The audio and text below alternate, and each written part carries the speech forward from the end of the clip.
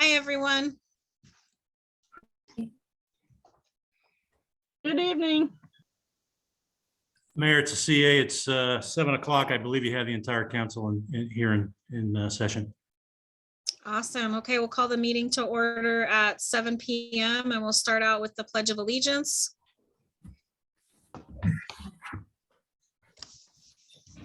Pledge allegiance to the flag of the United States of America, to the republic for which it stands, one nation, under God, indivisible, with liberty and justice for all.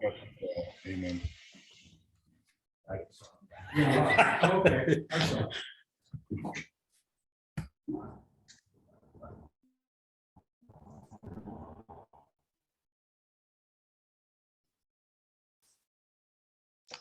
Okay, first order of business, can we do roll call?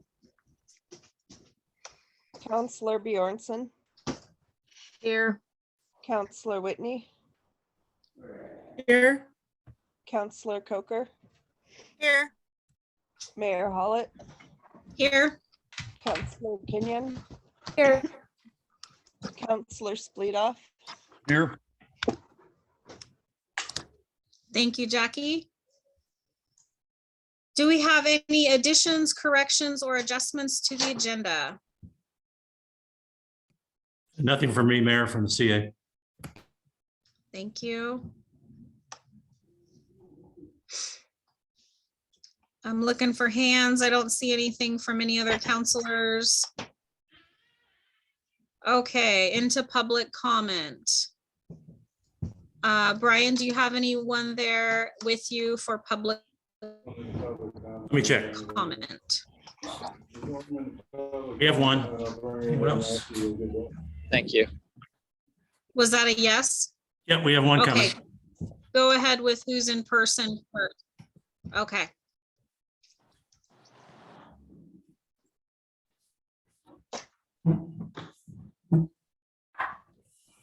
So this is Gary Carl, 48175 East First Street in Oakridge. Very cool. Good. I think most folks know that our city administrator, Brian Cutchin, has done an exceptionally good job for us during his tenure as our city administrator. He has brought organization, efficiency, and intelligence to the management of our city. When a person is hired to administrate, they should be allowed to actually perform that impediment of micromanagement, which often has been the case for Brian. In the opinion of many, myself included, it is terribly unfortunate that Brian's employer, the Oakridge City, has neither realized nor been able to utilize Brian's exceptional and extraordinary skills. I and many others in this community.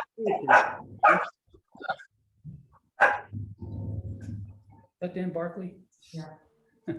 Barking. While we are sad to see him go, we understand the pressure that he's been under that has literally coerced his resignation.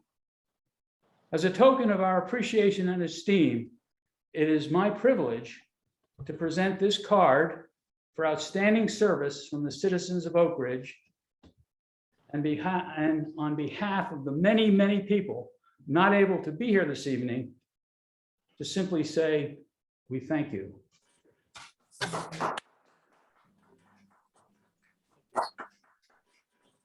You know, there's an old proverb, you don't miss the water till the well runs dry. I think this is apt in the present situation. Brian, may the road rise to meet you. May the wind be always at your back. May the sun shine warm upon your face and the rain fall soft upon your fields. And until we meet again, may God hold you in the palm of his hand. Thank you. Thank you, Gary. Thank you.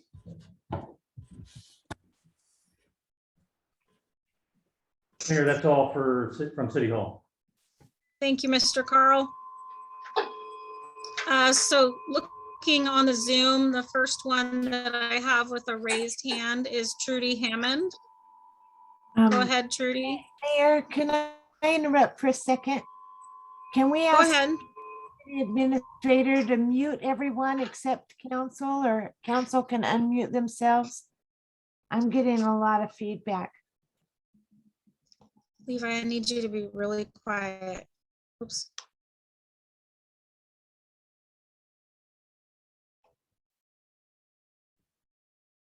All right, everyone should be muted now.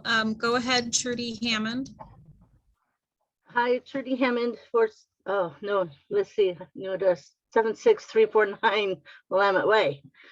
So you stay in the Berry Street address that it's kind of like stuck in there, but I'm not there. What I was curious about was the scenario that I have with a safety fee, and I'm caught up with the new address. The other address is not caught up. It's not retroactive, and I was under the impression that the accounts were for the residents owners, but it's not. It's whoever holds a water bill account is liable for that. And I just wanted to let council know that that issue had been cleared up when I went to City Hall and spoke with Leah, and I spoke with Mr. Kutchin.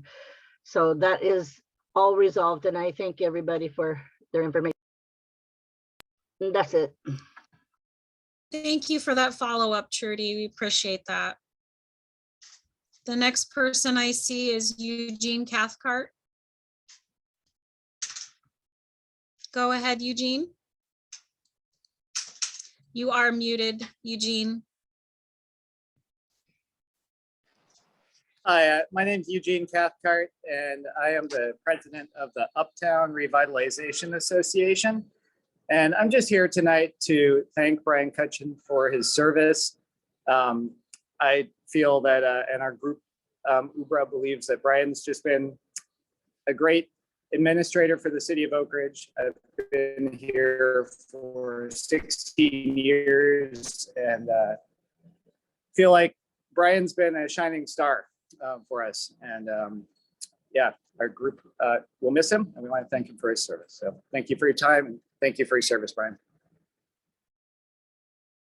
Thanks, Eugene. Thank you, Mr. Cathcart. I'm looking around in the Zoom, and I do not see any more hands up. If you don't know how to put your hand up, just go ahead and click yourself off of the mute and start speaking. I don't want to miss anyone.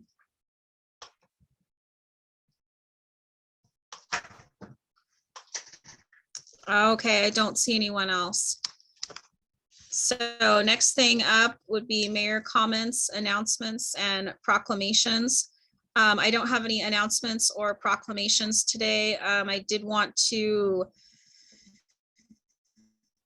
as well extend my thanks and gratitude to the city, and it doesn't go unnoticed by the council. And I just want for myself personally, I definitely recognize a lot of wonderful things he has done here, and I'm sorry that it has ended in this manner.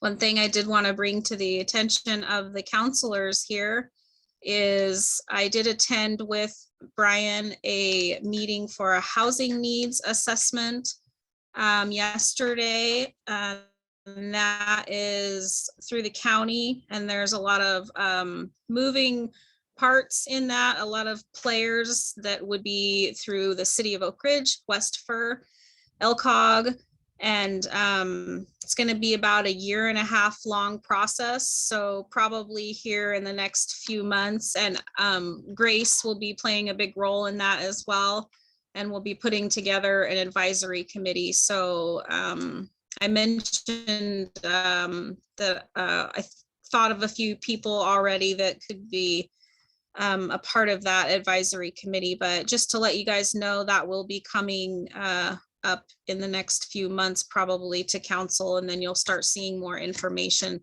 on it throughout the year. Council comments or announcements?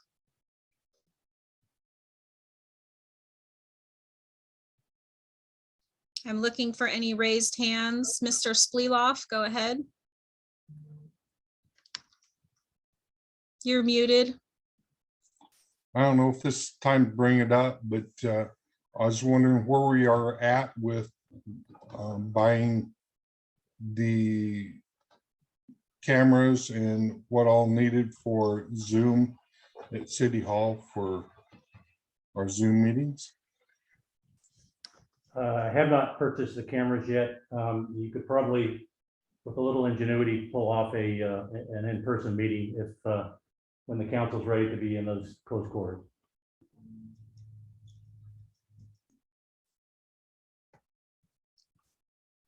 Did you have anything else, Audie? Nope, I just wanted to make sure because when are we supposed to be in the hall?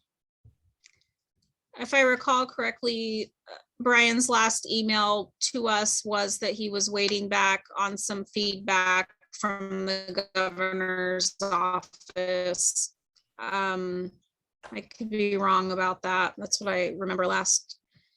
And I think we needed to purchase a camera. Yeah, I think we need to get everything that is needed to do the Zooms as soon as possible before Brian leaves, and because he'd be a good asset to help us get that. And so I'd like to see that happen as soon as possible. This week, if possible. Did you have anything else, Counselor? Nope, that's it. Sorry, thank you. Okay, the next hand I see up is Counselor Whitney. Go ahead. Yeah, I just wanted to thank Brian for his service to our community and for all the work that he has done. He's done a tremendous amount of work and I truly appreciate it. He's been an amazing asset for Oakridge and he will truly, truly be missed by many people. I personally will miss Brian's insight and guidance. I wish him well on his next journey and want to again thank him for all that he has given to our community. Thank you, Council.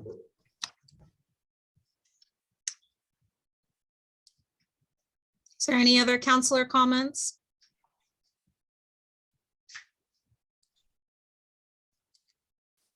Okay.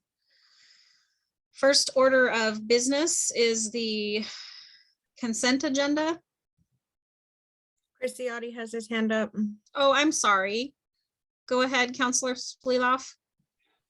I'm sorry, I forgot to mention, I'd also like to thank Brian for his commitment here and his hard work and diligence. And may he prosper in his future endeavors. And thank you very much for your work. Thank you, Council.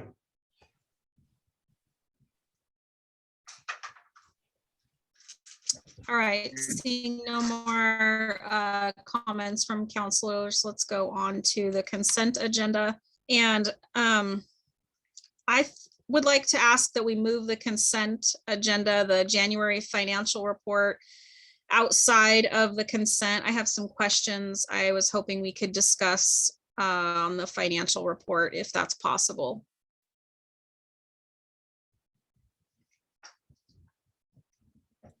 I agree. I'd like to discuss that too as well.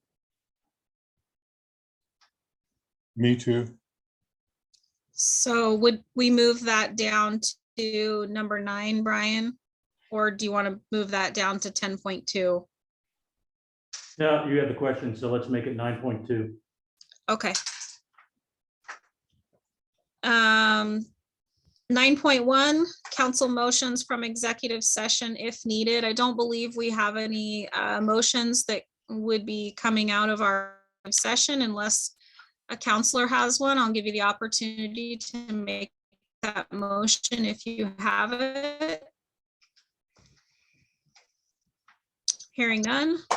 9.2, I just wanted to talk about the public safety fee that's in the January financial report, and if you would be able to give us a little summary on that line and the revenue, what's been realized out of that versus the anticipation.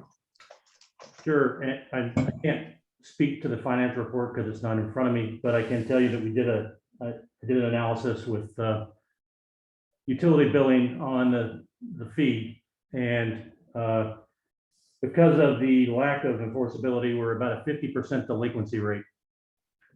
And that's after 2 months of billing. So that might change as people sort of get in the habit.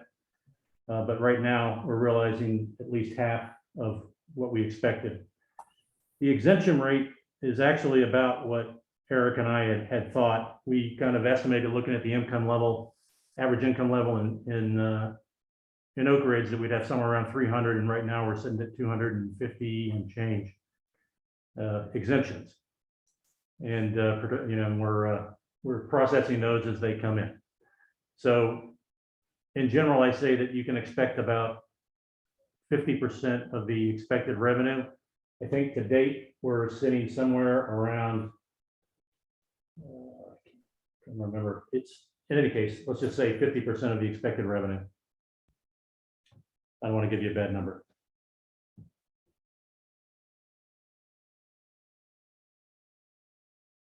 You're muted. Thank you. Go ahead, Counselor Kenyon. I was actually going to bring this up as well. And my question was on the financial report, which is dated for the January 31st. In other words, the numbers go through that date. And the line item for the public safety fee is actually $66,132, which is about twice what I expected for the first month, if everybody paid. So I'm surprised to see it. And I was wondering if there's any chance that that is actually including February as well, or if you know what happened there. No, I'm I'm sorry. Are you finished? Sure. No, if I had the question earlier, I probably could have done some investigation, but off the cuff, I can't give you an answer there. I do know that December 15th was the first bill that covered from November, and then January covered December.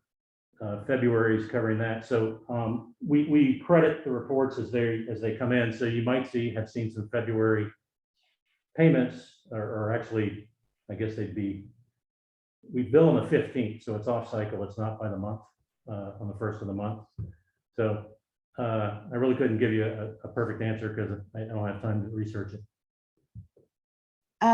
Didn't the first bill go out in December and it was due in January on the 15th?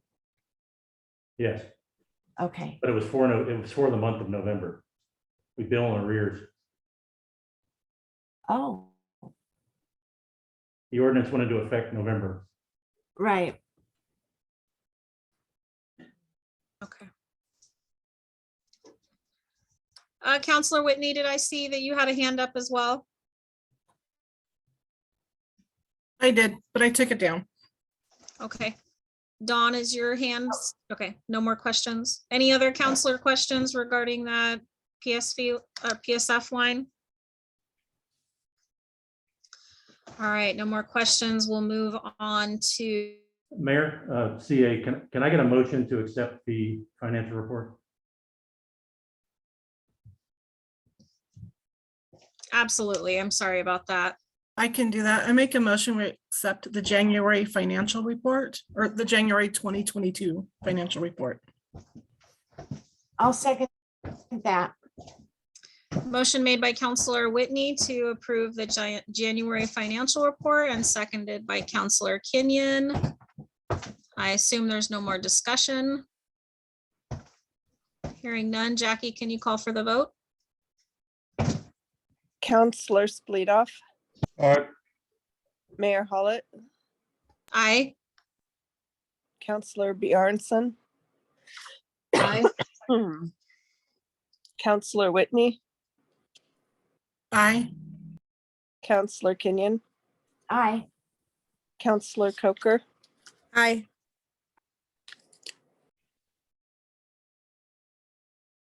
Motion carried. Thank you. On to 10.1. Go ahead, Brian. Thank you. Most importantly, what I'd really and taking great pleasure in doing is introducing your new finance director. She's on the line right now, Colleen Shirley. She reported her first day today. And we did a little onboarding, driving around the city and showing her where the city stuff was. And then she spent the afternoon learning, logging in and starting to get into the financial system, converse with Eric. And so she's diligently getting on board and getting her wits about her. So Colleen, if you could just introduce yourself, that'd be wonderful. Everyone, Colleen Shirley, and I'm happy to be aboard, and I hope to be a positive influence, and I'm here for the whatever comes my way. Thanks, Colleen. Uh-huh. Okay, for an Welcome update, I was asked in an executive session to give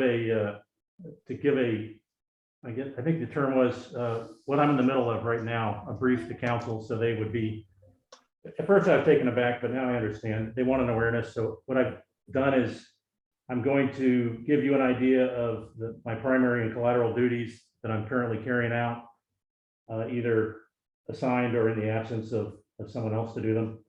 And then I'll give you some major actions that are taking place. And this, again, is for council as they go through this transition and bring on board a new administrator. So to get started, obviously, the CA duties, which is overall management, business operations, budget development, city council management, grant management, acquisition, interface with the city attorney, any contractual issues, in other words, mediation with outside entities, union interface, collective bargaining agreements, public records requests, volunteer management, complaint process, internal controls processes, interface with state, county, and peer partners. That's the administrator. I also function as the city recorder. Most of this is done by the assistant recorder, Jackie Sims, but I do maintain ordinance and resolution management, council meeting prep, as I mentioned before, committee meeting prep, Zoom video recording management, final minutes edit prior to going to the consent agenda as the city recorder. And really, Jackie is very competent and she's probably ready to take that on, but I am saving the city in the surety bond premium because your recorder is required to have a surety bond. Since I already have one, I'm dual headed and you don't have to pay that extra surety bond premium. But Jackie's gone through some training and I think a couple more classes, she would be ready to step up to that job. Human resources. So Eric was really focused on getting the financial accounting software in order and making it sing. I did take most of that, even when Bill was here, I did most of the human resources type stuff, outside payroll. But that includes hiring, firing, evals, personnel action forms, which is a form that acknowledges any change in their pay or status, any discipline issues, personnel investigation assignments, pay policy, timesheet approval. And what I'm hoping to do or I'm hoping that the new CA would do as Colleen gets her feet on the ground, is to shift some of these, because she does have a lot of experience in that area and could easily assume some of those duties and take the load off your new CA. As most of you know, I'm the fire chief and understand that's in an administrative role only. I have no firefighting other than aboard an aircraft carrier. I have no firefighting experience or paramedic. So it's administrative, which is budget, personnel policy, kind of controlling the working environment, which can be dynamic at times in the fire department, and managing part-time and volunteer personnel. Also, as part of that is the management of the Hazeldale Rural Fire Protection District Board of Directors. and ensuring that they're looked after as far as their meetings, their operations, and their gear that's up on High Prairie. I'm also functioning as the community services / public works oversight, which is overall project management on some of the capital projects we have going on. Overseeing Robert as he takes care of parks management, caretaker leases, WAC issues, and streets, anything going on with the streets. And that's just a small part of it. He has a huge scope of effort, Robert does, and I just pitch in when needed. I'm also functioning as a city planner and respond primarily to preliminary questions on zoning and permitted uses. If there are new builds and for permits, I do minor site plan reviews for new construction, ensure those plans conform with Ordinance 874, which is our land use instruction. I manage the planning commission, conduct public hearings for land use issues. Whenever it gets in very in-depth planning and requires extensive expertise, because I'm not a planner, as you know, I rely on our contracted services with the Lane Council of Governments. Specifically, Henry Hurley is our project manager for the city of Oakridge. So that's kind of the duties. To go over some of the sort of significant tasks that go along with all that. Again, I mentioned managing the complaint process. Also manage public records requests, which I transitioned to an online system while I was here. And that's it gets busy at times, and that most times requires a minor interface with the attorney if it's something significant. Most of those public records requests do flow to OPD, to the police department, and Sergeant McPherson is a master at satisfying those public records requests. Website maintenance. So as you know, it was a little dormant when I arrived, but we do maintain the meeting calendar, post agendas, minutes, videos, post news, and anything else that needs updating. And Grace helps me with that somewhat, and so does, as a volunteer, Charlie Nichols manages the library page. So he does a fabulous job there. We have a great hosting company, which is unicode.com, with a really great, robust customer service. Manage the volunteer program. As you know, it was recently revised. It came through council several months ago. I manage that program, take the applications, if selected, take the waiver form, and then ensure they get the code of conduct if able. Again, I mentioned committee support. So we have to generate agendas for each of the committees and ensure that they're posted properly, and actually come up with the agenda unless the chair is aggressive enough to take over some of the ownership of those committees. For planning commission, obviously it requires that liaison if we're doing land use events. I assist the finance director in audit preparation, which typically begins in August. And as Councilor Kenyon well knows, they're due 31 December unless you have a extension. So that's primarily a finance director responsibility, but a lot of the questions that come out has to do with our grants, and so you get involved in that as a CA. Public safety fee exemption process. I didn't know it was going to be quite this demanding. At least initially, it has been. As far as processing each of those exemptions, you know, it was a flood at first. It started to slow down, but if you recall, we're renewing. They have to renew their exemption each fiscal year, so it's going to be a continuing process. I think I would recommend for council that we find some way to, for the ones that have an existing exemption and nothing's changed, find a way to grace them without having to submit more paperwork, because it's an extensive process. Code enforcement, as you know, it's probably our weak point here in Oakridge, primarily due to the way our charter and code is written. Primarily due to the amount of people we have in your police department who functions as the code enforcement.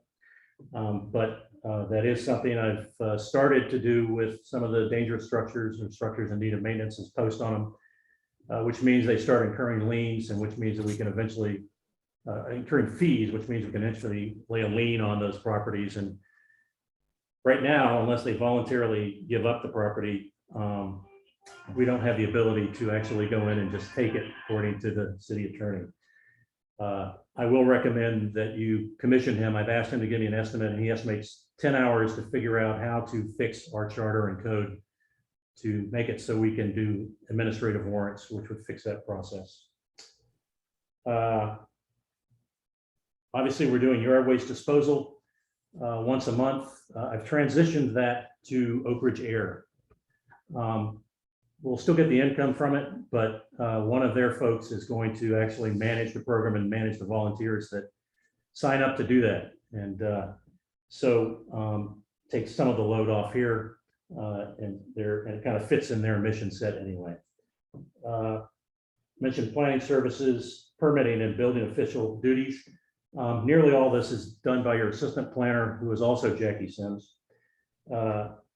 Our building official is outsourced to Northwest Code Professionals, which is a outfit in Eugene that actually also helps out.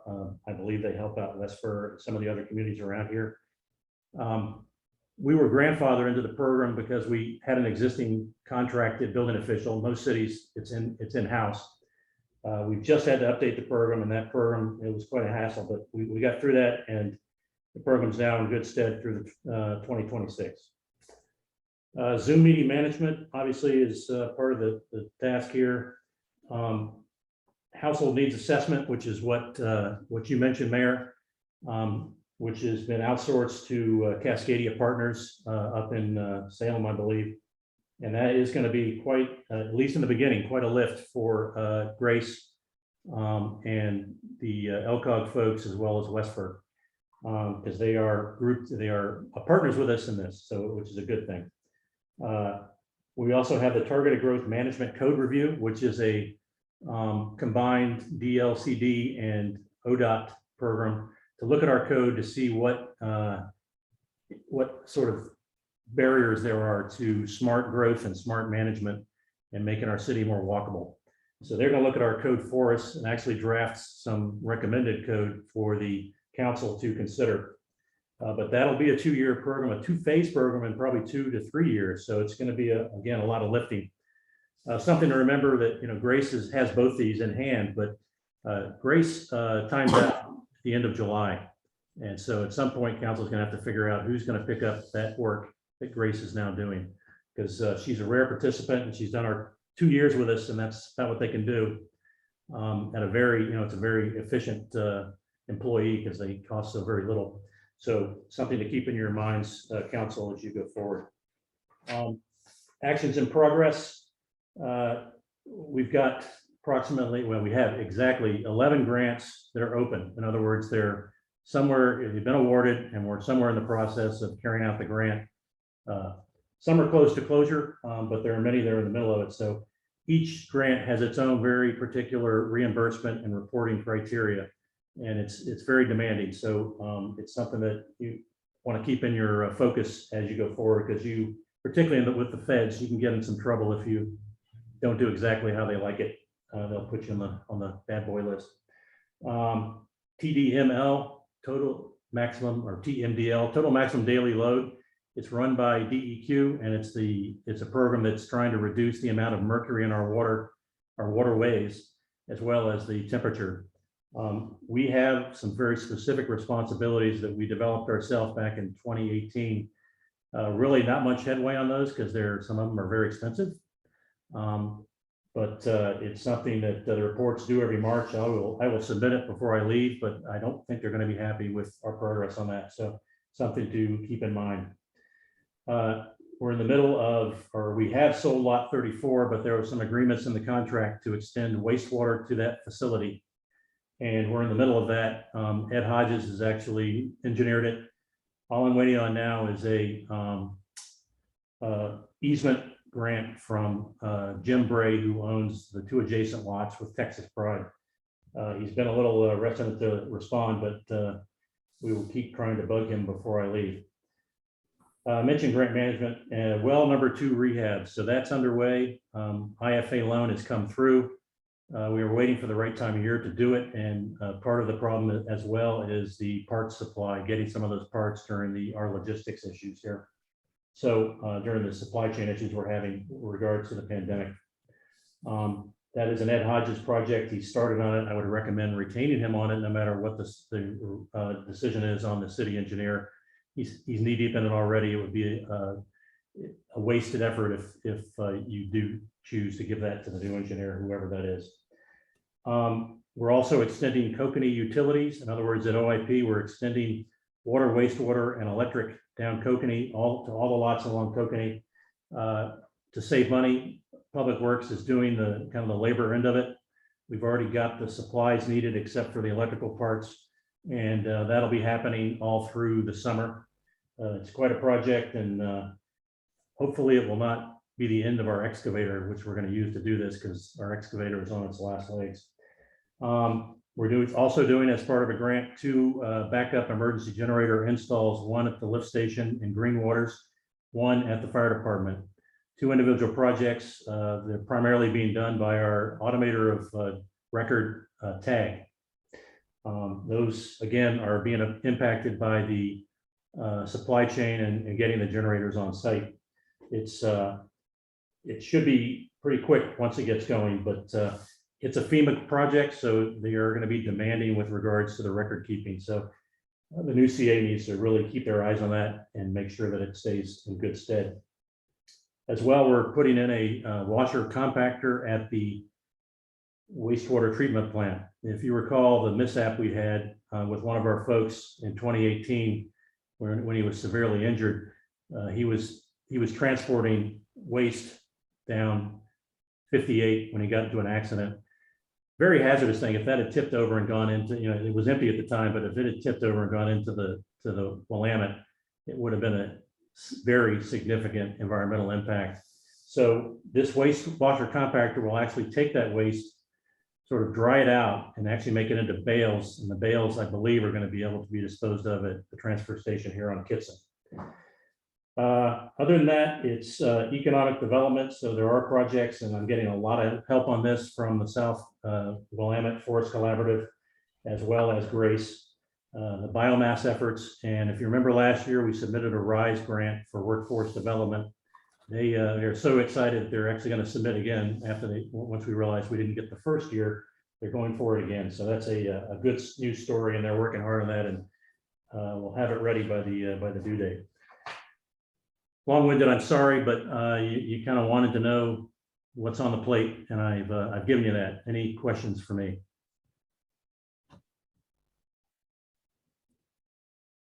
I have a question.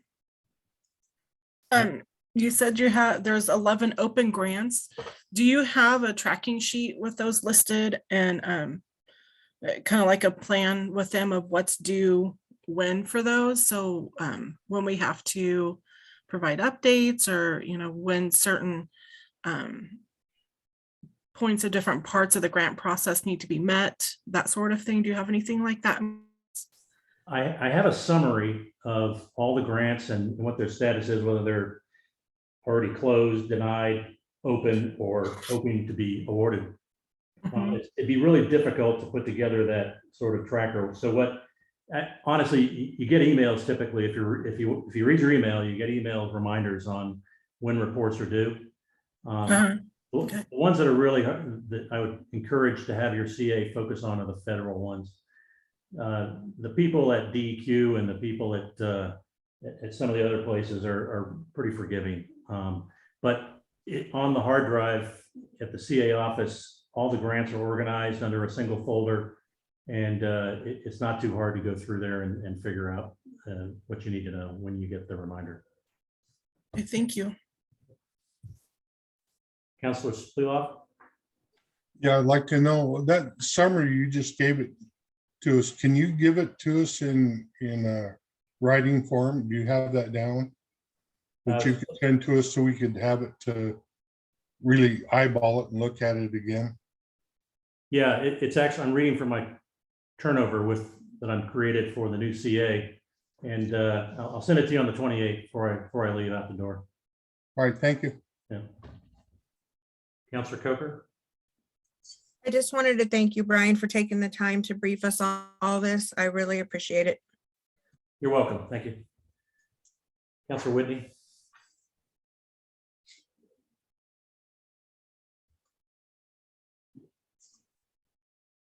sorry about that. I don't know if this is really part of your summary, but it was right before it. We were talking about the public safety fee and the exemptions, and you had mentioned how big of a workload it is to renew those exemptions Mhm. every fiscal year. Right. And I just thought, with that in mind, it might be a good idea just to grandfather people in that have fixed income, such as people that are on Social Security or a railroad pension, because those usually include Social Security in them and are pretty fixed. That way it lessens that workload. So just something to throw out there while I'm thinking about it and while it was mentioned. Yeah, you know, I thought about it, and perhaps, you know, you have to review it each year just because the AMI changes. In other words, the average median income changes, and perhaps the level of the public safety fee is going to change as well. But you're right, if you already know their income and nothing has changed, then there's no reason you shouldn't be able to work out some situation where you can not have to redo all those. Maybe, but obviously it's going to have to be a decision for after me. So. Councilor Spleeloff, you have another question? Yes, I do, sorry. I know you've been cutting in and out. Is there any way to improve that, or? No, it's the. Because you freeze up and we can't hear a lot of your speech. So I just wondered, is there any way to improve that, or what can we do down there?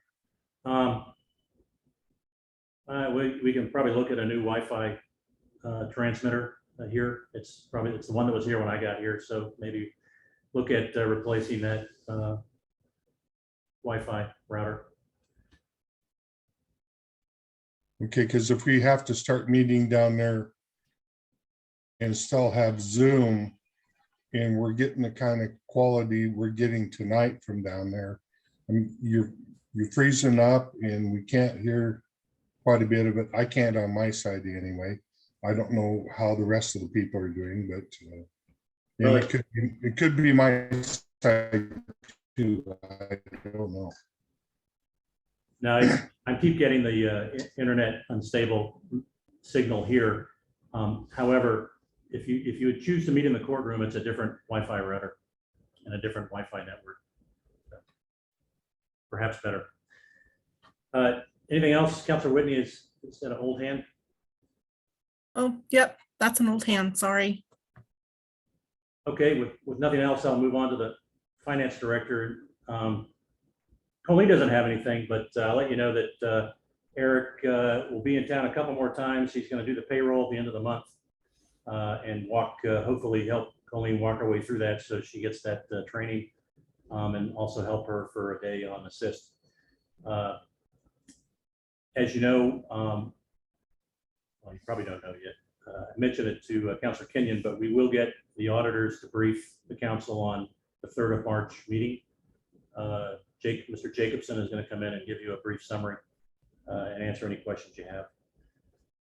Community services update.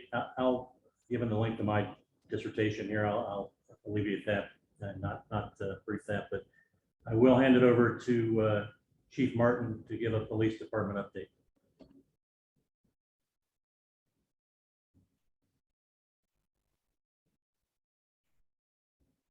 Mayor, council, and citizens, our January stats and update for the police department is we had 31 cases and 399 calls for service. I attended the Chiefs conference. That's the first in-person Chiefs conference that we've had since COVID, so it was good to go to that. Although it was depressing because a lot of the topics we talked about, it's not just our city dealing with them, it's all cities in Oregon. We had a lot of talk about homelessness, our drug problems in Oregon now that drugs are legal to a point, and a lot about police reform. And one of the things to me that was striking is they believe that somewhere between 10,000 and 30,000 new homeless or unhoused people moved to Oregon during the past year because there's no consequences for most hard drugs anymore, or very few because of the legislation. we have now where it's just a violation and it's not a crime. So it was good to get together and see my peers and roundtable a lot, but it was a lot of topics we talked about were a little depressing for chiefs of old and new. Lots of chiefs in Oregon have just retired rather than have to deal with a lot of stuff that we're dealing with. One of the biggest things I'll be have to dealing with administratively, probably this next 4 to 6 months, is all the police reform bills where we have to change policies, get training. And for instance, the state agencies that are supposed to give us some of that stuff are far behind, and they're not ready to even provide the services to us that have been enacted by legislation. And I don't know what all the deal with that is, but there's some stuff that they have to abide by for us, as for instance, training and a bunch of things that aren't even ready yet. Another thing I wanted to point out to the council was we've been trying to hire some reserves. Our last reserve testing process, we had 3 applicants. One failed the written test part. One failed the psychological test, and we have 1 pending on a psychological test. So because they fail in different parts, reserves now have to abide by the same standards that the police officers do. So that's a little bit tougher to get applicants for reserve then. That's all I have. I just wanted to say thanks to Brian. I've been in different forms of government, from the federal government to the state of Washington municipality to municipality here in Oregon. And I figured out earlier today that I've had 12 directors, managers, or administrators in my 26 years of law enforcement service. And I believe Mr. Cutchin to be the best that I've had so far. And the simple thing I'd like to say about him is that he has looked at things with facts and data and made decisions on that. Although he is emotional like we all are, he makes decisions with not much emotion, and I've really appreciated that. I want to say thank you. Thanks, Chief. Any questions for Chief Martin? I'll bounce back to community services because I did see a note from Grace in here. She was unavailable today, but you may have seen some of the signs come up around the parks. It's on time and on budget. The stonework is being completed on the concrete bases of the signs in the parks, and the project will be completed by the deadline. Oakridge is hosting a coloring contest. Coloring pages for students are available at the elementary school and the library. Once they're colored, they'll be hung up at rays and names entered to drawing for prizes from local businesses. Contest runs from February 14th to March 14th. Additional updates were recently shared on the quarterly newsletter of Oakridge Air. And you can always reach out to the team at info@oakridgeair.org or call them at 782-3422. I will post that to the city website as far as on the news reel. RAIN is hosting monthly entrepreneur meetups in Oakridge once again. The next meetup is on Tuesday, February 22nd at noon to 1 at Main Street Coffee. The other stuff she had noted was things we'd already spoken of, so I'll leave that alone. So next is fire department. I don't think we have any of our firefighters dialed in here. So they are, it's the manning it's difficult right now. I'll be the first to tell you. And so I encourage you to get the volunteers in if you can, encourage the people to join up. It's just, we're down obviously 1 full-time career staff. We're getting ready to lose a really heavy contributor on the part-time staff. And as I've mentioned before, the volunteerism is down. So I encourage you to talk it up. Public Works, for the month of January, they distributed 15.6 million gallons.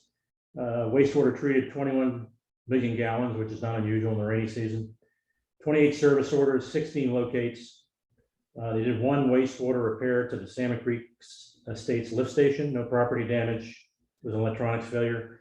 0 water leaks, and other stuff going on with them is street maintenance, equipment maintenance, gutter cleaning at the City Hall, OIP office, the Flex building, Public Works, and the library. It's repaired and installed the speeds return sign west end of town. You probably noticed that. They did OSHA safety training, drainage maintenance, raised food place meter replaced, lighting repaired at City Hall, and standard water meter read. Any questions of anything from the staff?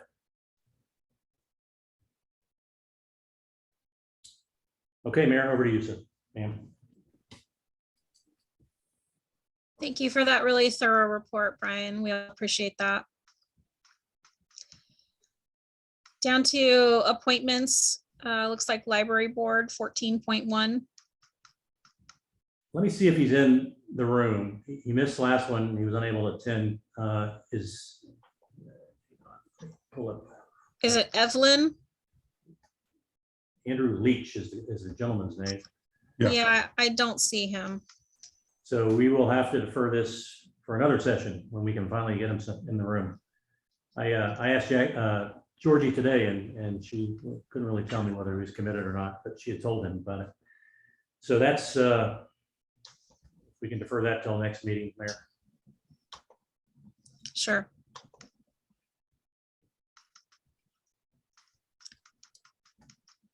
All right, can you scroll back up to the agenda?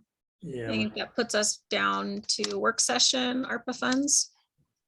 Yes. So I mentioned this last time that when Councilor Kenyon asked, this is kind of the next step in the ARPA process. And if you read through it, there's some pretty good information here, and the website in particular, the link that I showed you is fabulous, but it really does give you an idea of what other cities are doing with ARPA funds and how flexible it could be. This is, and keep in mind that there's no rush here. All that has to happen is you have to have the project's funds committed to by the end of 2024 and the project's complete by the end of 2026. So you do have time. There's no need to rush to spend this. But as you're aware, our total allotment for this first tranche was 374,000 and change. And we'll get another tranche here probably in the next coming 4 or 5 months. What I've shown you here is kind of the different expenditure categories that are authorized. And then following on, there's the link that I mentioned, and there's the dates I mentioned. What I would encourage you to do is you look through this, and maybe tonight you can talk about it. When would be a great date to have a town hall meeting about some of these projects? So if you remember, and let me go to see if I can find that spreadsheet. There we go. So what I've done here is above the blue line are kind of things that the council has already moved on. So if you remember, we committed up to $100,000 to pay for payroll costs for COVID-related OFD transports and everything associated with those. So that the key is you're going to have to figure out, as we go along throughout the year, and this is retroactive back to last year. What is that number really, and are you going to spend up to that much money? If so, then you obviously comes off the amount. In addition, you agree to fund the WAC for the rest of the fiscal year, so the food bank could continue to operate as well as the warming center. But everything below the blue line is stuff, some of it notional. The first one is something that I strongly recommend that you consider, given the nature of the public works report I just said, where wastewater is 21 million gallons, and it's much more than the water distributed. That's because of the leakage, the I&I that goes into through the sewer system. That really puts a load on the wastewater treatment plant and decreases the lifespan of it. So I encourage you to put something towards this. $100,000 would do a lot. It'd probably cover 6 or 7 manholes and stop that leakage and start. And we kind of know where the first place to start is, and that's up in Elk Meadows. But the rest of these are all very notional that I pulled from other cities as to what they could do for, what kind of projects you could do. So I encourage you to look at these. And this is just I put together enough that added up to, all the first tranche. I'll bring your attention to the IT investment that allows you to meet safely in a time of COVID and comply with that resolution. You could put some money towards that because it's within that scope. But so I encourage you to look at the website. I encourage you to look at the spreadsheet I've given you here. I've also put some kind of ones that I was able to pull off the internet from cities that might be that haven't reported on this yet. So take a look at it. Any discussion you want to have now or questions of me about using it or the like, I'm happy to take those questions.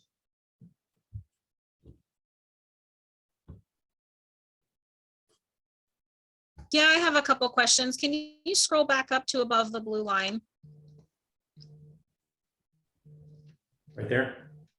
I do remember I remember us allocating up to $100,000 for the fire department. And I just wanted to talk a little bit more about that in detail. As you're aware, there was many people in the department that contracted COVID. So would that cover, or I should say, did that cover all the staffing? You know, a lot of people were out and lots of overtime accrued. So does that cover retroactively? Well, we Or actually, was- sorry. No, go ahead. That was actually, we were lucky enough that was covered by the previous CARES Act grants. So all those, the quarantine costs and all that kind of stuff. Okay. Were recovered through the CARES Act. Okay, I do recall that. So when does the date start on this one? I think you can When go does back, the CARES end and then the ARPA start? I believe this one goes back to March or maybe even January of this year, or I'm sorry, Okay. 21. The CARES Act ended about, I think our last reimbursement was December of 20. Okay. So we can go back as far as 21. And the CARES Act, we didn't claim any, well, we did pay payroll for some of the transports. So yes, we did use some of CARES Act, but if we go back to January of 21, those will all be eligible to be reimbursed if they were COVID related transports. Okay, so a question on transports. I'm just going to give an example out there. If we had an ambulance transport that was a COVID suspected transport, and we all know that reimbursement rates are not what they should be. So the charge might be, $2,500 on an ambulance bill, but we only actually realize 300 of that. Can this ARPA money cover that gap if it is a COVID patient or COVID suspected patient? Yes. Yes. Okay. Okay, that could be a significant thing right there. Go ahead, Bobby. Counselor Whitney. Yeah, I don't know where this might fit in, but it's just something that I've been thinking about. So we had cut some funding to our library when we did our last budget. And with the work I do, one thing I know that is becoming a reality for a lot of clients and a lot of home care workers is that a lot of the applications and the processes are going electronic. And a lot of your lower income people really don't have a lot of access for those programs.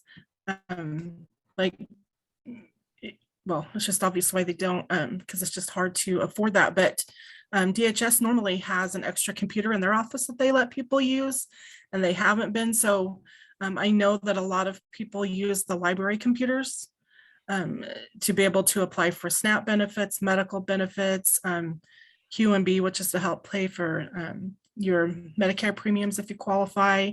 A lot of the home care workers will use them for providing their timesheets because that's all electronic now. And a lot of the other agencies are requiring electronic submissions. So I don't know if there's a way to use any of this funding to kind of help refund some of the library to add more hours to make it more available for people that are economically impacted in many ways. Yeah, services to disproportionately impacted communities. It just would be nice to see if there's that to kind of move some of that money to the library to help fund a resource for people in our community that really need it, because there really is no other place to access that. We used to have our Family Resource Center, but it's now out in West Fur, and I don't even know what the hours are, if it's even open anymore, or or anything, but it's really not that accessible for anybody either. But it's just a thought to consider, because I think it's something that would really help people that are financially impacted within our community, and help in a way that really can make a big difference, but with just a little bit of money. Counselor, I do, looking through that database, the online database, I do believe I saw some library sort of directed things for that very reason, the services to disproportionately impacted communities. So I'm sure as you look through there, you'll see that and see kind of what kind of things they've done.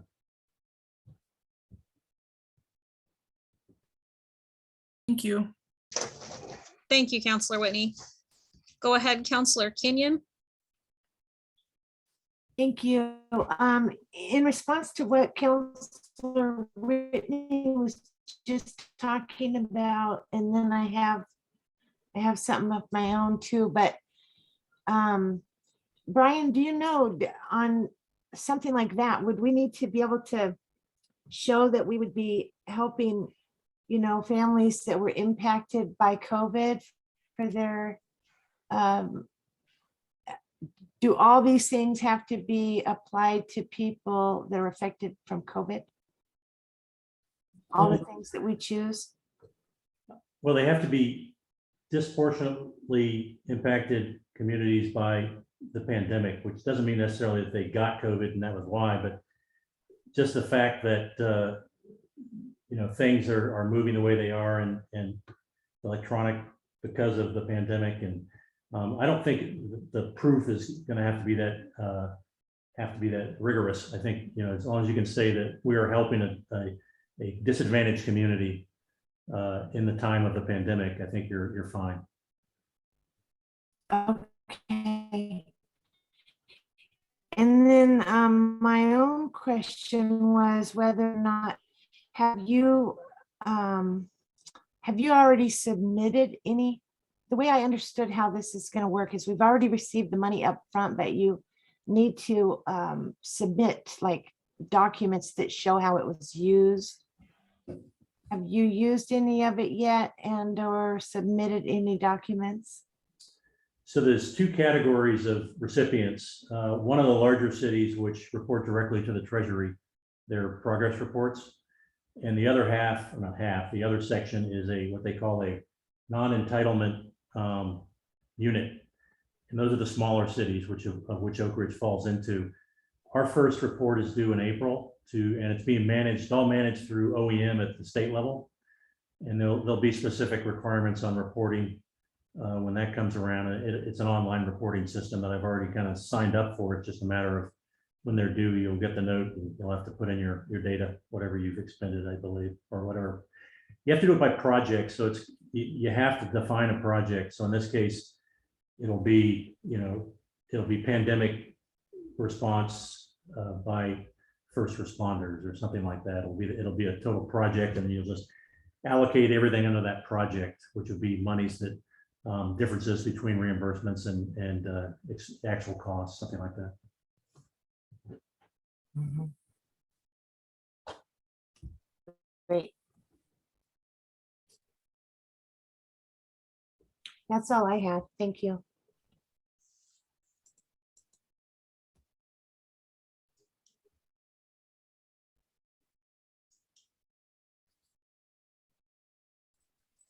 So can I speak to one of Dawn's comments?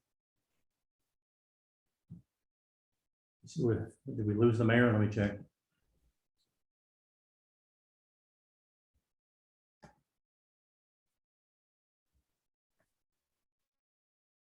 I don't see the mayor. Councilor Coker, do you want to take over the moderation?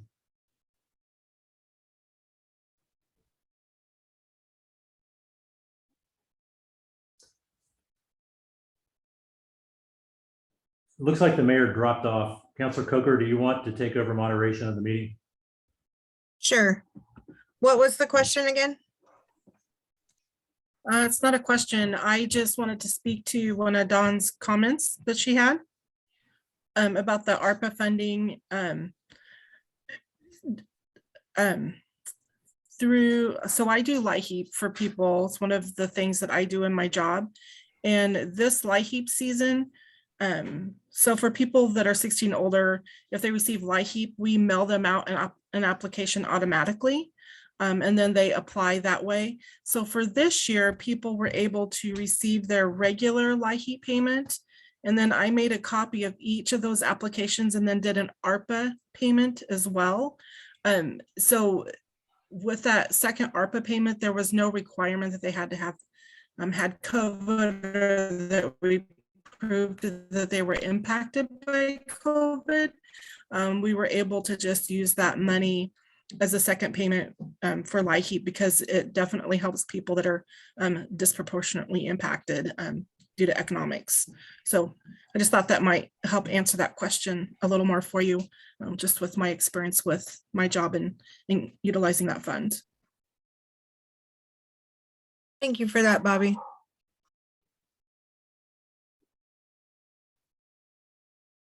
Go ahead, Counselor Sweetoff.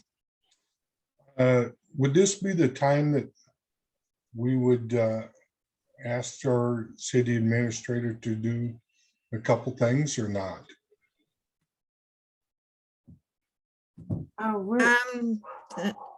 I don't really know how to answer that. Dawn, what do you think?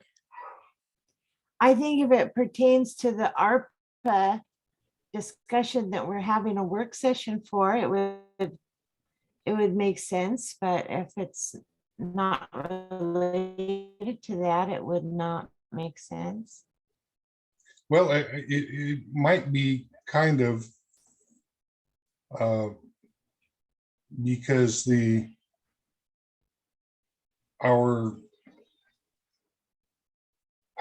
server down there at our Wi-Fi down at City Hall is not doing good. So in order for everybody to get the news, it might be good. And could we use part of this funding, Brian, to update the Wi-Fi facility down there? Yeah, if you look at what I'm highlighting here, it's exactly what that does. You could justify it under preparing the city to conduct effective hybrid meetings. You know, I estimated 20K, and that would give you not only the electronic requirements, but also maybe some sort of safe seating arrangements and like that. So it would be a legitimate expense, and there are several cities that have done this.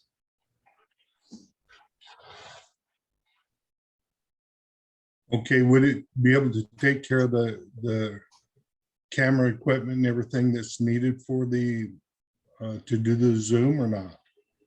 Yeah, at 20,000, you'd be able to do all that. Okay, so can I make a direction to you that during this or not? I would wait until outside the work session to do that. Okay, thank you. Thank you. Is that all, Audie? Yes, it is. Thank you. I saw the mayor re-enter the room, so. I'm back. Sorry about that, lost connection. Where are we at? We just finished speaking on the work session. I'm not sure if anybody else has any questions or comments. I had a question in case you guys. You're gone again, Mayor. I think you're muted. I had a question in case you guys haven't covered it already. The portion about IT and being able to do Zoom meetings. Did you guys discuss that? That was our last actually topic as you were checking in, is we talked about the ability to do that. And I mentioned to Councilor Sliloff that this one that I'm highlighting, I think it was the city of Albuquerque or somebody actually specifically went after that to allow, you know, to have hybrid meetings following, you know, with the pandemic and the statute that we have going.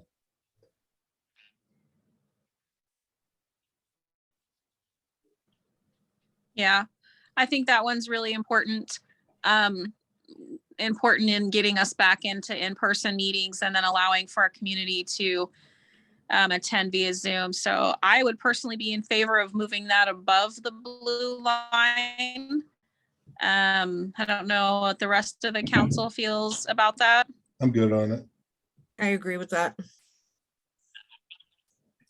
Does moving it above the blue line just mean that it's something, a project that we're starting? I thought it meant it was projects that were approved. Yeah, that's kind of what I intended. And I would suggest if you wanted above the blue line that you come out of work session and make a motion or make a motion at a future council meeting. Thank you. Okay. So maybe if everyone could think about that one a little bit, and then at our next meeting, we'll discuss so that we're in a regular meeting and we can actually make a motion to move that above the blue line. But I do think that's really vital to get us back in person. There's a lot of citizens that are ready for us to be in person, and I think some of us are as well. Yeah, Did you have a hand up, Councillor Kenyon?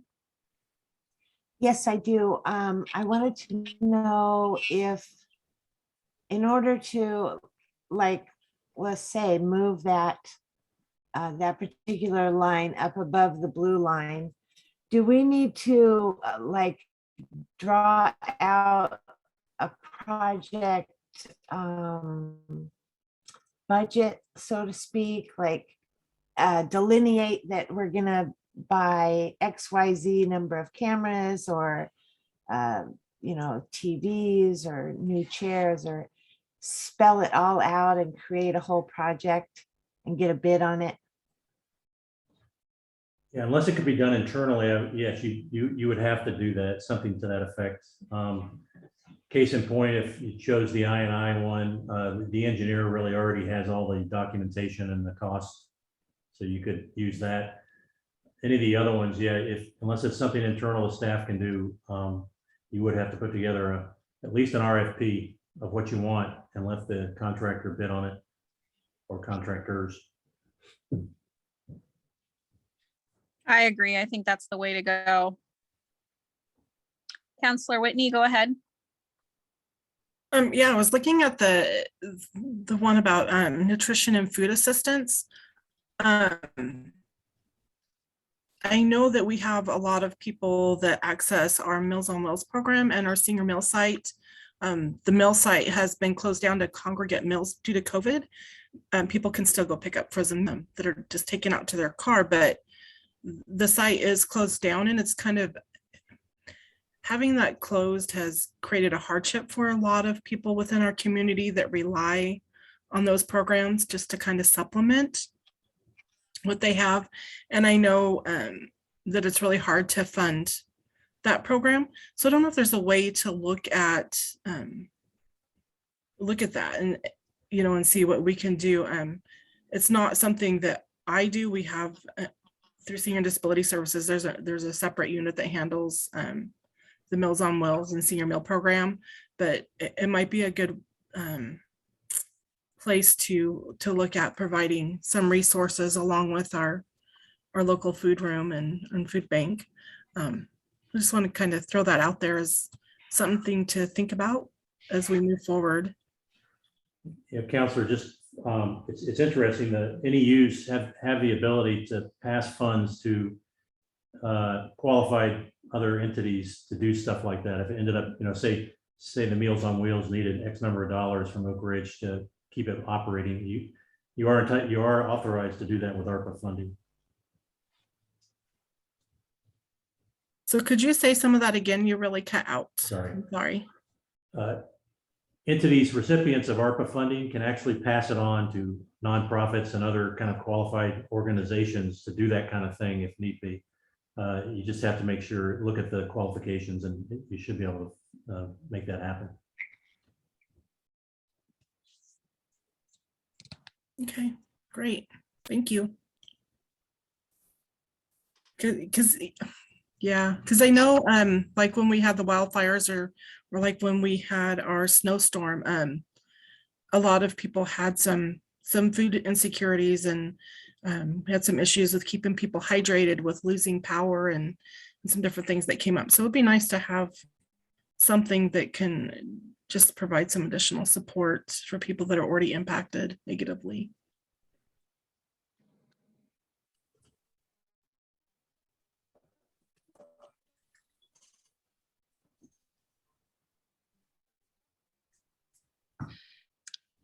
Did you have anything else, Counselor Whitney? No, not that I can think of. Go ahead, Counselor Kenyon. I wanted to know if you know, Brian, the idea of what the one that's called homelessness in the fourth column, the $30,000 for weather relief storage. Could you kind of explain what the idea is behind that? Yeah, this was really not notional, but it was one that came directly from another city's use of ARPA funds. Oh, And so it's their wording, but I get it from, it could be a warming center because it's providing weather relief. It could store their stuff so it stays dry. It could put them in a hotel if you had a hotel that would accept them. Regional emergency shelter space, you could stand up, some sort of a recovery area, like some of the communities have done around here. So this came directly from another city. okay, so that means we would just kind of write up our own plan for how we wanted to provide some help for the Right. unhoused in our community. Yep. Thank you.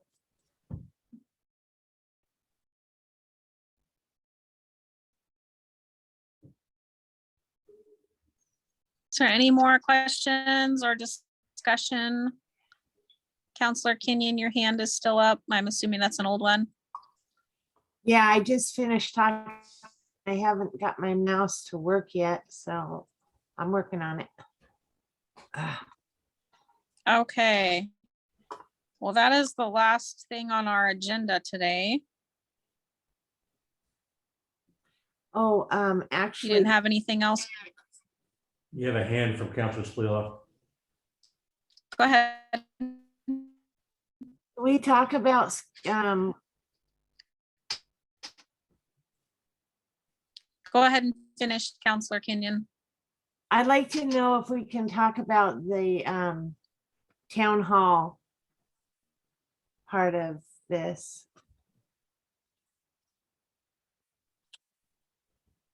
Yeah, my thought was you might want to try to set a tentative date, looking at the schedule ahead and the transition ahead and the budget season ahead. I think that's a really good idea too. Go ahead, Counselor Spleeloff. Are we just gonna leave this work session and close the meeting, or are we gonna go back into regular session? I believe there's nothing else less on the agenda, so we would go back into regular session and do public comment, and then that would be an adjournment. But I think it probably begs a little bit more discussion on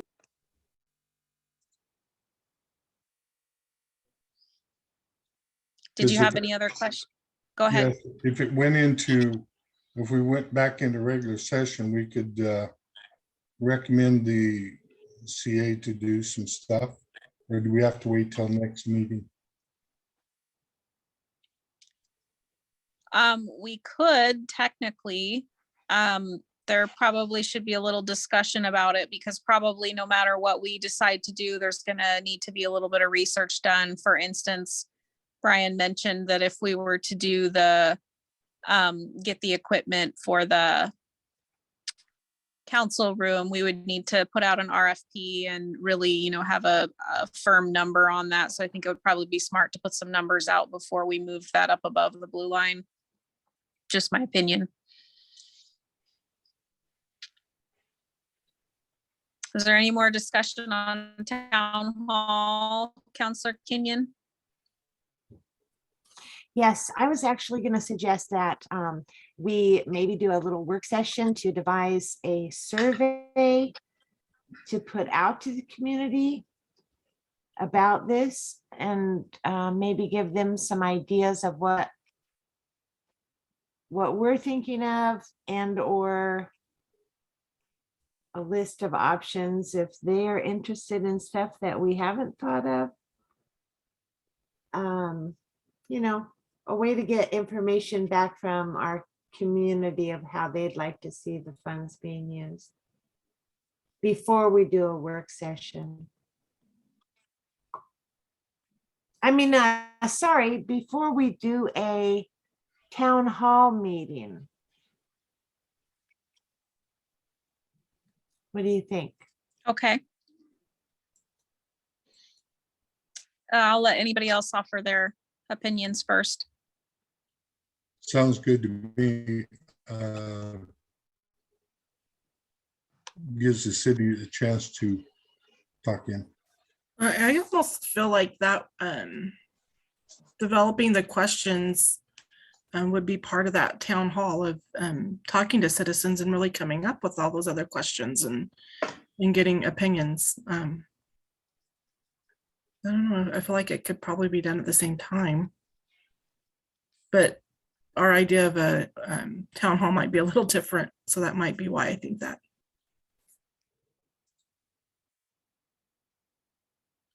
Anyone else?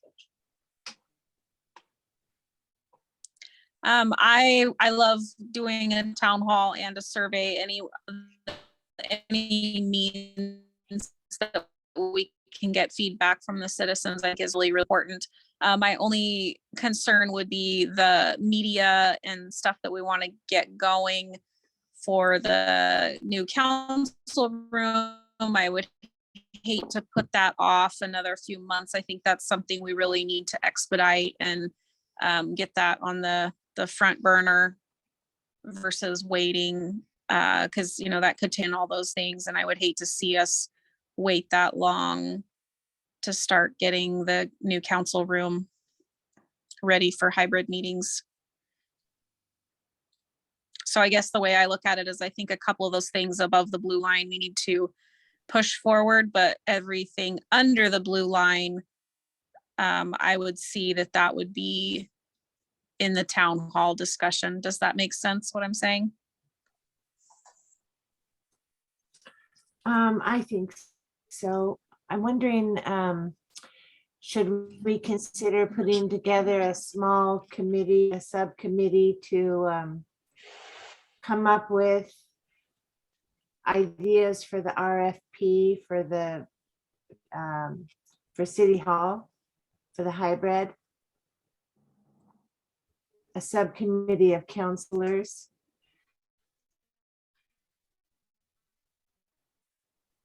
I would love to do that. I've already been kind of looking at what other agency or what other cities are doing, and I've been into the council room a couple times now to look at things, how we can modify things. So I think that's a really good idea.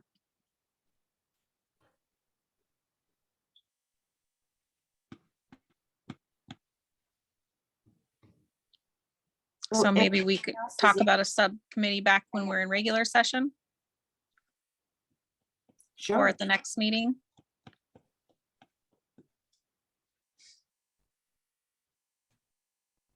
Yeah. In regular session, I think. Okay, go ahead, Councilor Spleeloff.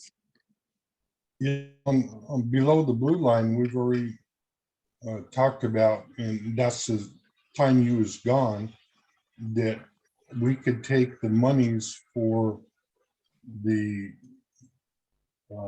reconstruction of that and cameras and everything else that we need for the city hall for our hybrid meetings. That would be able to come out of that money's already. That's what was discussed when he was gone. Yeah, so So my that- understanding was the way that this list works is the two things that are above the blue line are slated to be done, and anything under the blue line is options. So what I had mentioned earlier was that I would like to see the things for the meeting room be us make a motion or something and move that above the blue line, I look at that as anything above the blue line is our actions that we're going to do, and the things below are possibilities. Is that close to correct, Brian?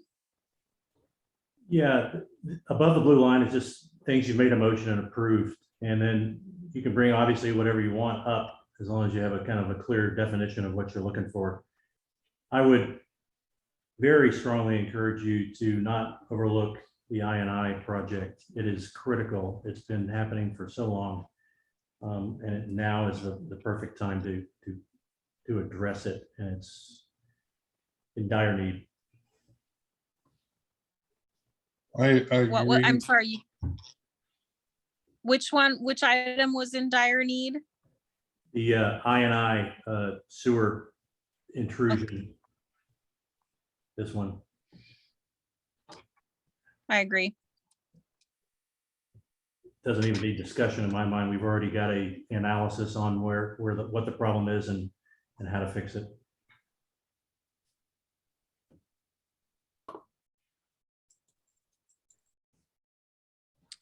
Counselor Spleeloff, did you have any more questions?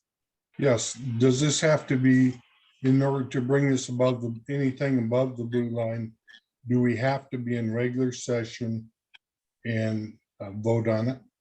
Yes. Okay, thank you. Counselor Kenyon, did you have anything else? I wanted to know on the infrastructure sewer project is the $100,000 that you have estimated there, is that number gonna match the old project that was written up, several years ago, or is that just a arbitrary number? This is just the beginning. The number is much higher than this if you want to do address the entire city sewage system. This is just addressing a part of it. I just wanted to get a start on it. If we can do Elk Meadows, it will make such a significant difference. I just wanted to be able to get, 6 or 7 manholes done up there, but there's more to be done after that. Do we have any actual RFP numbers, any documents written up that would show us that 6 or 7 manholes would cost 100,000? Yeah, so what Ed Hodge is doing right now is they have a new technology on how to seal these manholes, and he's getting me those numbers. And I think it'll be more cost effective with this new technology, but we also have the old analysis that does have funding or estimates, which could be updated by the city engineer. Okay. Go ahead, Counselor Spleeloff. Okay, Elk Meadows, that's up at the OIP, right? Up by the golf No. course. Oh, okay, never mind. Okay, got you. Thank you. All right, is there any more discussion, or are we ready to move back into regular session? Yes,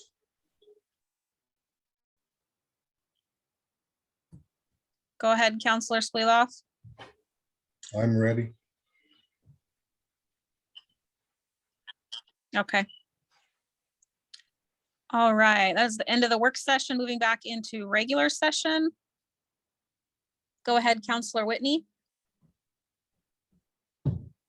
I would like to make a motion to use part of the ARPA funding up to $100,000 for infrastructure for capital investment in the wastewater system targeting Elk Meadows. Second, Thank you. I have a motion from Counselor Whitney and seconded by Counselor Spleeloff. Go ahead with discussion.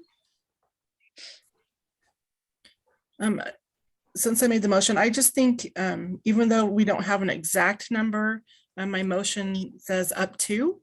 I think that would give us a little bit of wiggle room if it's not quite the amount. And we could get the actual numbers from Ed Hodge's as needed, but I think it would be great to at least get started on that to really help us improve our wastewater system, because I know it is in dire need of replacement and that we have a lot of issues with it. And I've heard, a lot of complaints about it. So it would be good to really get started on that and to use this fund for some of those really important things that really are impactful in our community.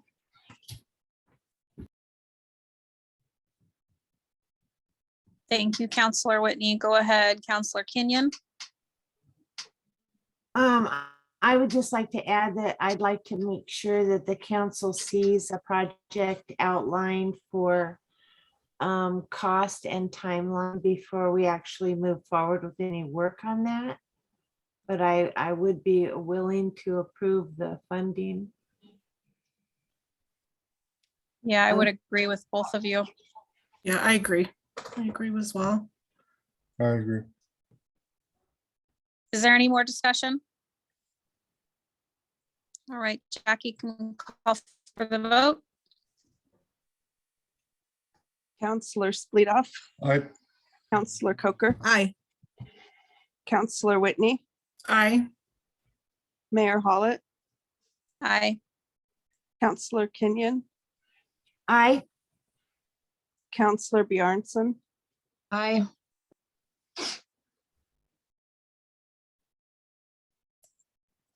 Thank you. Motion carried. So looks like we've moved that one above the blue line.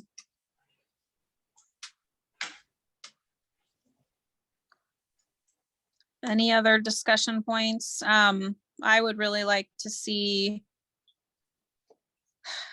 that other line with the IT equipment and media stuff so that we can get going on in-person meetings. I just think that's really, really important to get that on the front. And I think it's kind of goes the similar process to the INI. We would need to come back with numbers, just like we would for the INI project before anything's purchased or moved forward with. So does anyone have a motion or discussion? I'd like to make a motion. If Brian could put it back up there again, please.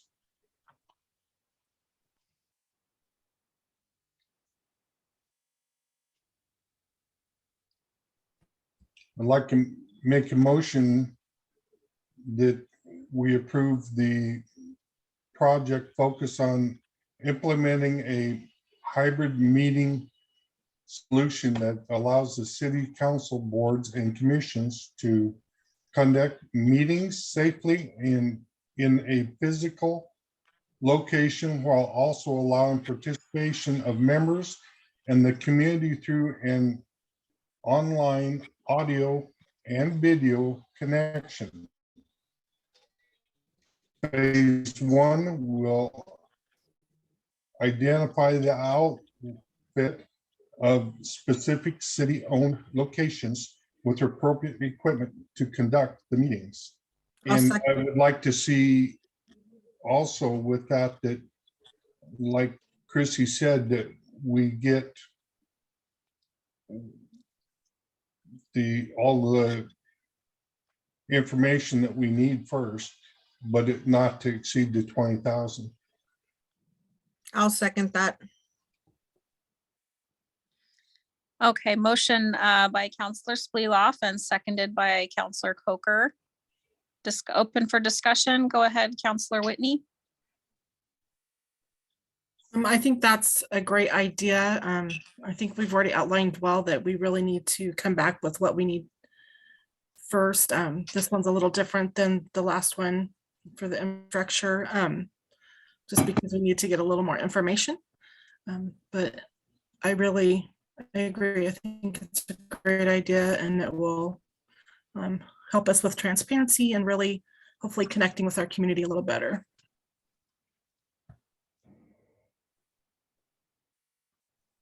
Anyone else? All right, let's call for the vote. Counselor Splitoff, Aye. Counselor Whitney, Aye. Counselor Coker, Aye. Counselor Bjornson, Aye. Mayor Hollet, Aye. Counselor Kenyon, Aye. Motion carried. Thank you all. Is there anything else there that people want to move up? I kind of got the gist that the remaining topics there, we kind of want to leave up for town hall and survey. I think those should be left for town hall. Okay. You know, I think we should also leave infrastructure for town hall in case people want to actually add more money to that, since we know that other projects need done with RI&I. So I think it would be good to leave that as a topic for town hall as well. Okay. That's a good point. So Brian, so that puts 100,000 up to, I guess we don't really have an exact amount because that's just up to 100 for COVID fire department related expenses. So there's not really a good way to project this moment on what that's correct. Right, and the only one that you can really say with good, knowing that it's probably correct is the 30,000 for to keep the WAC open for the 6 months.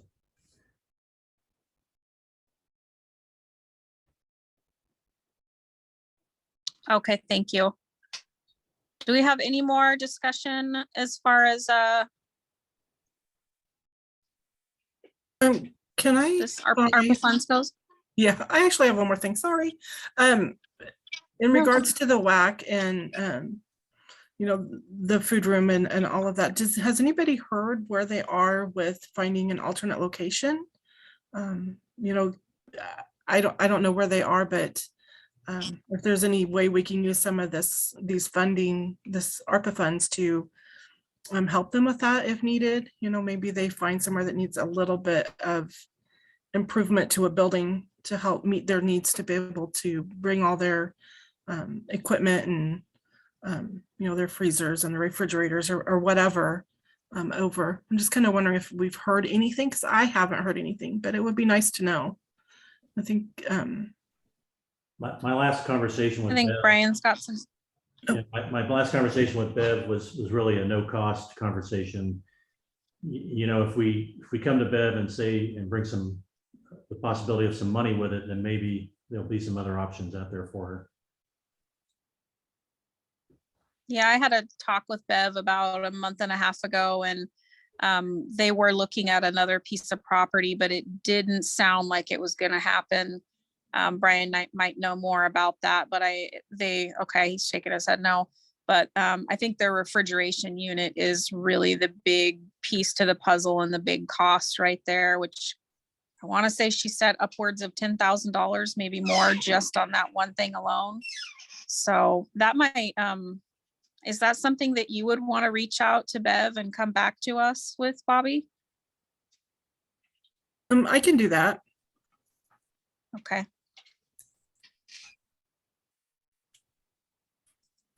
That way we would kind of get an idea of what their needs are, and then before a town hall, if she would actually maybe even be a part of that with us, might be kind of helpful. Okay, yeah, I'll definitely reach out to her and see what she says and see what feedback I can get.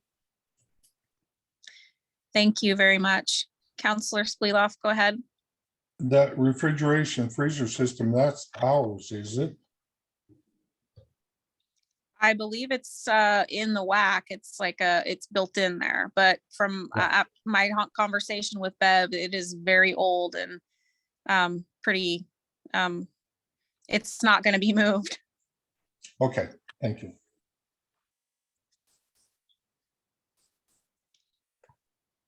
As far as the new council chambers well, actually it's the original council chambers, I believe. I've actually been in there and taken a look at some things and trying to kind of figure out how we can move our meetings there. I haven't had a chance to sit down with Brian, but Michelle and I actually stepped in there and took a look at it. So that was something that we've kind of been talking about. And I definitely like Counselor Kenya's idea of kind of putting together a subcommittee. I would very much like to be on that. I kind of feel like Michelle would like to do that. Absolutely. If somebody else might want to be, I think that would be a really good idea for to put a plan together and also get all those prices. And I've already talked to 2 cities now on how they used their ARPA funds to set up their council chambers. So possibly I could get kind of a a lineup of what they did and come back, and then we could discuss and see what we want to do. Go ahead, Counselor Whitney. I would be interested in participating in that. We're talking about moving it to the old library, right? Moving it to the judges' Okay. chambers. I wasn't sure. I know there was a discussion at one point of moving it to the old library as well. And I'm not necessarily opposed to that. I just don't know. It kind of seems like that area is being used for other things right now. Yeah. No, I understand. I just wasn't sure which area you were specifically talking about. Any more discussion? Is there anyone else that has a burning desire to be on that subcommittee?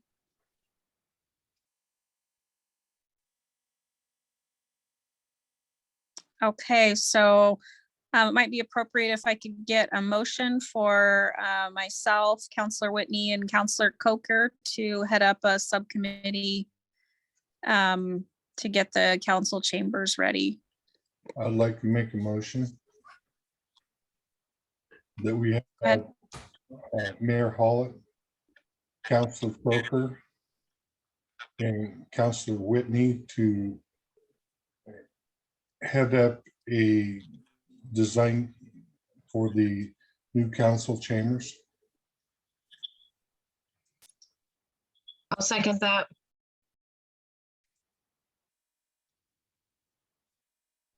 Okay, motion made by Counselor Spleeloff and seconded by Counselor Bjarnson. I assume we don't need any more discussion. Jackie, could you call for the vote? Counselor Bjarnson, Aye. Mayor Hollett, Aye. Counselor Kenyon. Aye. Counselor Whitney, Aye. Counselor Spleedoff, Aye. Counselor Coker.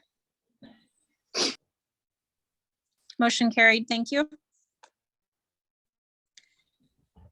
Brian, did you have anything else you wanted to talk about? I know we're out of the work session now, but anything else on the ARPA funds? Anything anybody else wanted to? Nothing from City Hall. Any counselors? I think it might actually be a good idea if we also kind of appoint a subcommittee to organize the town hall as well. Being involved in the last one, that was a pretty big endeavor. And somebody heading that up would be a thing too. So, I mean, we don't have to do that tonight, but maybe we could put that on the next meeting. So be thinking if that's something that any of you guys want to be involved in and coordinating a town hall and putting that together. It's like I said, a big project. All right, not hearing anything else. Let's go into public comment. First one that rises to the top I see is Sarah Altimus. Go ahead, Sarah. Yeah, sorry, I didn't realize it was so dark here. Sorry, I had a conflicting meeting earlier, but I did hear that there were some thank yous said to Brian, and so I wanted to add my voice to those thank yous for all your hard work over the last couple of years. It's been a pleasure working with you, and you've been a tremendous leader for this community. So I'm glad you're still going to be in the community, and I'm sure we'll be recruiting you into all kinds of volunteer stuff before you know it. So don't retire, you'll start working way too much. And then I also just wanted to comment to the council on the discussion around the ARPA funds. I definitely agree with the decision around the I&I. I think those are decisions and discussions that'll be hard to translate to the public on how important they are. They're not like kind of, fun, flashy, shiny projects, but ones that benefit everybody, keeping us out of the situation of having to spend millions down the road. So I think those are wise decisions. And I've sent an email sometime in December about rural development funding for buildings. And I am curious, and Brian, I don't know if you can answer my question in public comment, but I'm curious the color of these dollars, if they are considered federal dollars, or since they go to the states first and the state gives them to the cities, if they're state dollars, because they could possibly be matched for larger grants to do things like help to refurbish the WAC. Not sure about that. Let me look at it tomorrow and I'll send you a note. Okay, I think it'd be really worthwhile looking into that. I know, some of the funds you're looking here are not large amounts to do something to maybe the level the WAC would need, but I think it'd be a very justifiable project.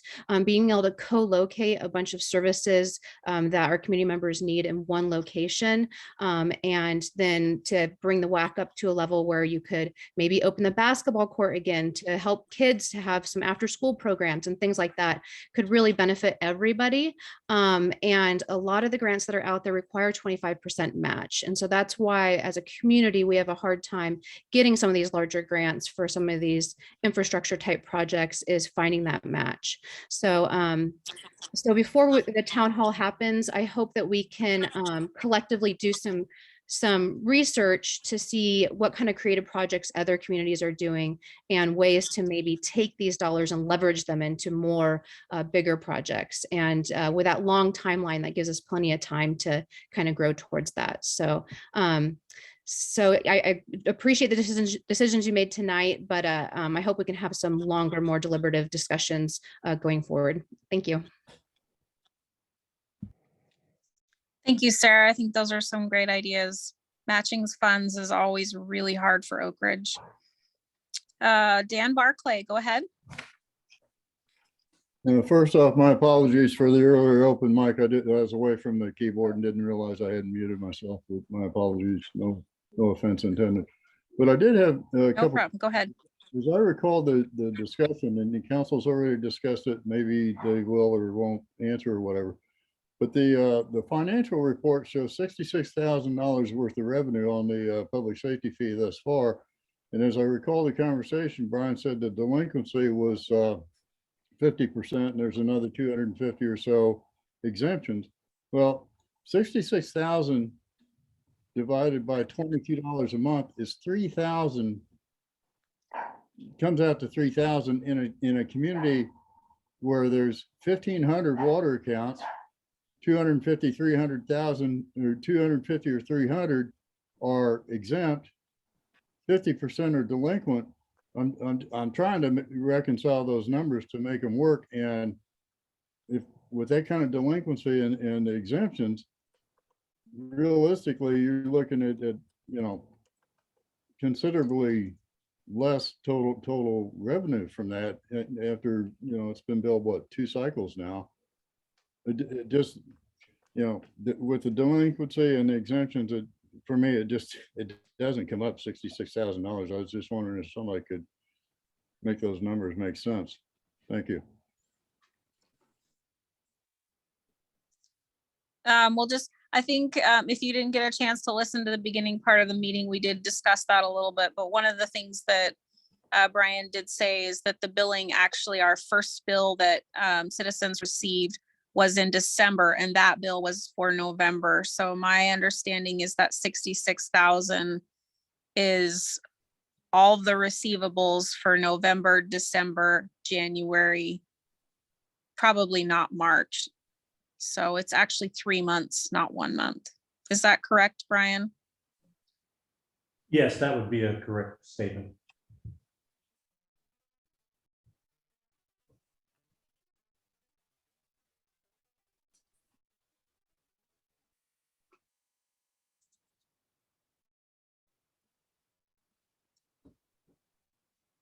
You froze up again, Brian. We couldn't understand. Yeah, I would agree that it's probably 3 months receipts and some change, and is because the cycles are off, it's off cycle. Thank you. Go ahead, Trudy. Judy Hammond 76349 Willamette Way. I was wondering how many applications have come in for council seat, and when will that be decided? I can't tell you the number of applications because they're going to the city recorder, but city assistant city recorder. But I have it queued up for the agenda for the 3rd of March. Did you get that?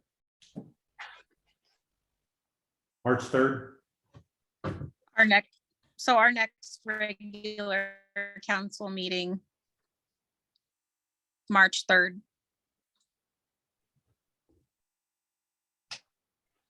Thank you, Trudy. Brian, did you have anyone there in person for public comment? Not anymore.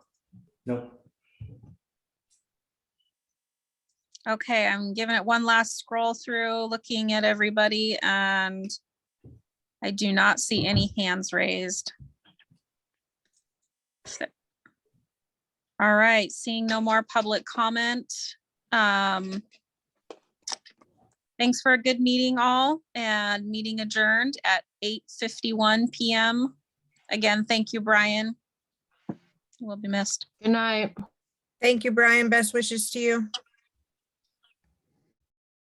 Good night, everyone. Night. Night.